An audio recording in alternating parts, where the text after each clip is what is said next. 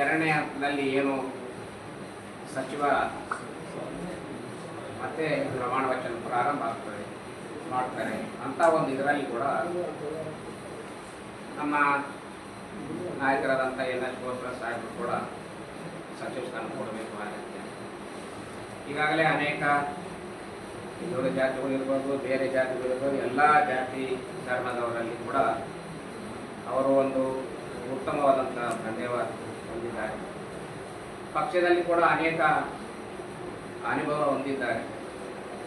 ಪಕ್ಷ ಸಂಘಟನೆಯಲ್ಲಿ ಇರ್ಬೋದು, ಪಕ್ಷದ ಯಾವುದೇ ಕಾರ್ಯಕ್ರಮಗಳಿರ್ಬೋದು, ಅನೇಕ ರೀತಿಯಲ್ಲಿ ಎಲ್ಲ ಜಿಲ್ಲೆಯ ರಾಜ್ಯದಲ್ಲಿ ಎಲ್ಲರ ಜೊತೆಗೆ ಅತ್ಯಂತ ನಿಕಟ ಸಂಪರ್ಕವನ್ನು ಹೊಂದಿ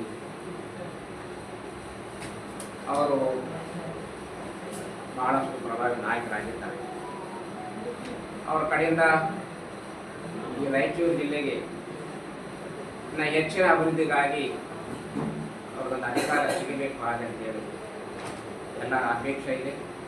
ಎಲ್ಲ ಸಮುದಾಯಗಳನ್ನು ಒಳಗೊಂಡ ಎಲ್ಲ ರೀತಿಯ ಅಭಿವೃದ್ಧಿಯನ್ನು ಮಾಡಲಿಕ್ಕೆ ಅವರಲ್ಲಿ ಶಕ್ತಿ ಇದೆ, ಸಾಮರ್ಥ್ಯ ಇದೆ. ಈಗ ಇನ್ನು ಉಳಿದಂಥ 22 ತಿಂಗಳು ಮತ್ತೆ ಚುನಾವಣೆ ಹೋಗಬೇಕು. ಪಕ್ಷದ ನಾಯಕರಿಗೆ ಅತ್ಯಂತ ಹೆಚ್ಚಿನ ಶಕ್ತಿ ಸಿಗ್ತದೆ, ಒಳ್ಳೆಯದಾಗ್ತದೆ.